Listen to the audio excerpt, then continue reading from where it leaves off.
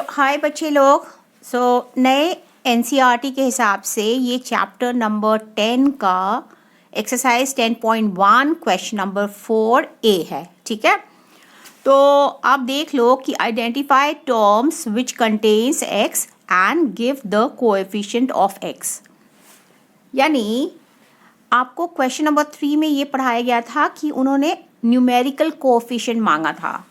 जैसे कि अगर हमारा यहाँ 13 है या -8 है, ओके, तो अब यहाँ पे आप सोच लो कि यहाँ पे x के सामने 2 है, इनको कहते हैं न्यूमेरिकल कोएफिशिएंट, लेकिन यहाँ कोएफिशिएंट ऑफ x मांग रहा है। ठीक है, यानी पहले हमें आइडेंटिफाई करना होगा वो टर्म्स जिसमें आपका x है।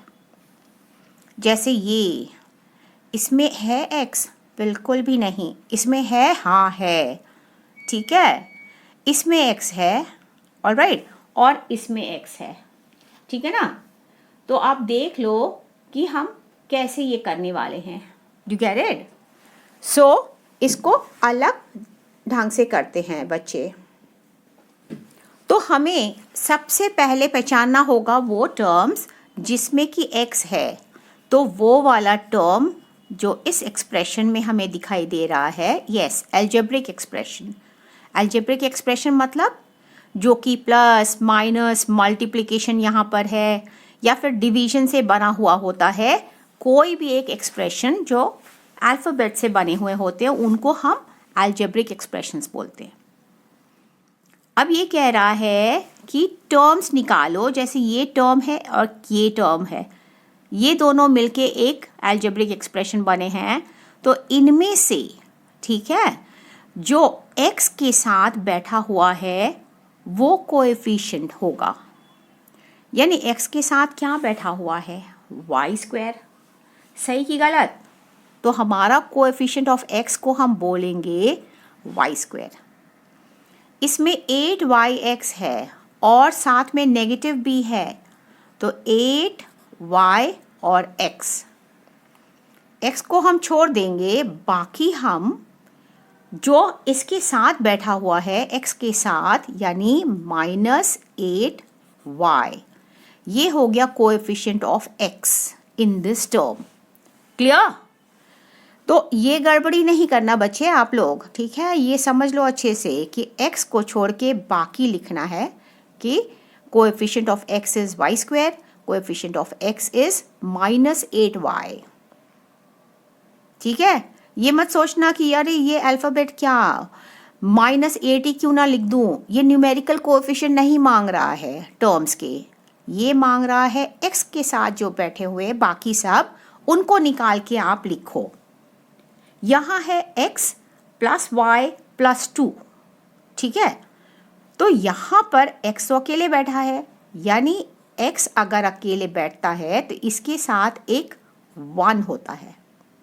ठीक है, तो मेरा क्या हो गया, यहाँ टर्म हमारा x है। ठीक है, 1 को हम नहीं लिखते, यानी x के साथ बैठा हुआ था क्या?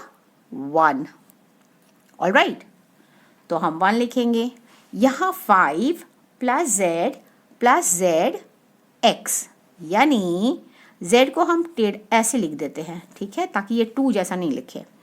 तो हमें देखो यहाँ पे zx, x बैठा हुआ है z के साथ, यानी x का कोएफिशिएंट क्या हो गया? z। एकदम क्लियर? कोई डाउट?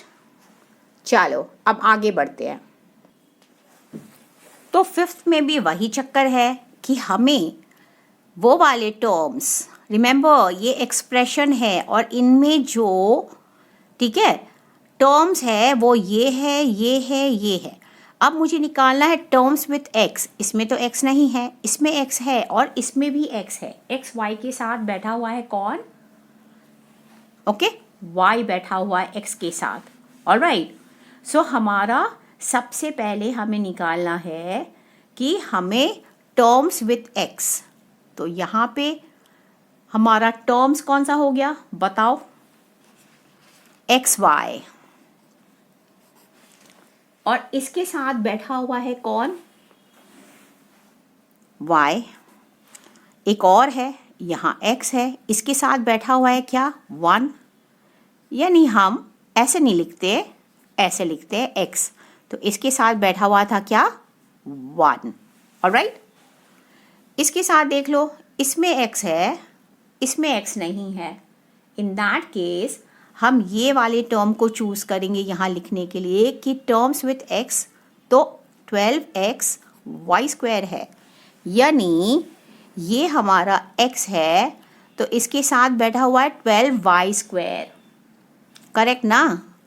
तो हमें x को छोड़ के बाकी लिख देना है। ये हो गया कोएफिशिएंट ऑफ x, x का कोएफिशिएंट मतलब साथी, संगी। अब यहाँ पे 7x है और यहाँ भी, तो हमें दो दो मिले, ठीक है, तो 7x तो एक मिला, ठीक है, और तो इसके साथ कौन बैठा हुआ है, ठीक है, इसके साथ कौन बैठा हुआ है बताओ। अब क्वेश्चन 4b में आप देखो, यहाँ क्या बोला, identify terms which contain y square. तो यहाँ पे 8 माइनस एक्स वाई स्क्वायर में माइनस एक्स वाई स्क्वायर में हमारा वाई स्क्वायर है ना। तो वाई स्क्वायर का coefficient of x y square मांग रहा है, एक्स नहीं। 4a में जो क्वेश्चन नंबर 4a था उसमें एक्स का कोएफिशिएंट मांग रहा था, यहाँ कोएफिशिएंट ऑफ वाई स्क्वायर मांग रहा है, यानी वाई स्क्वायर को आप बंद कर दो और जो बच रहा है माइनस एक्स। सही, सिंपल ना। सेकेंड वाले में देखो 5y स्क्वायर प्लस 7x, यहाँ तो कोई क्वेश्चन ही नहीं उठता, यहाँ पे y स्क्वायर है ही नहीं, यहाँ पर y स्क्वायर है, तो 5y square is the term that has got okay y square. तो 5y स्क्वायर में जो y स्क्वायर के साथ बैठा हुआ है वो है 5। ऑलराइट, अब ये तो बाहरी बड़कम है, तो यहाँ पे हमें y स्क्वायर मिल रहा है, यहाँ भी y स्क्वायर मिल रहा है। तो जैसे मैं पीछे भी करी थी कि पहले हम ये निकाल लेते, 15x वाई स्क्वायर एक है, एक 7y स्क्वायर ये है। अब इन दोनों का y स्क्वायर को छोड़ दो, यानी y स्क्वायर को छोड़ दो, माइनस 15x यहाँ आएगा, माइनस 15x आएगा इसका, और इसका सिर्फ 7, ठीक है। तो ऐसे आप साथ साथ करके लिखना ताकि ये साफ सुथरा हो, ठीक है बच्चे। तो आप देख लो ये कितना ही आसान था, कोएफिशिएंट वाला कोई चक्कर ही नहीं है, आप लोग बिल्कुल आराम से कर सकते हो, ठीक है ना। तो अब आते हैं नेक्स्ट क्वेश्चन नंबर 4b हो गया अब 5th में, ठीक है। कोई भी डाउट हो तो कमेंट बॉक्स तो है ही, ठीक है। चलो तो फिर मिलते हैं नेक्स्ट वीडियो में। ऑलराइट, ये सारे प्लेलिस्ट में है, आप प्लेलिस्ट खोल के आप बारी बारी से देख सकते हो। Alright, bye bye, take care, thank you so much for watching guys, take care.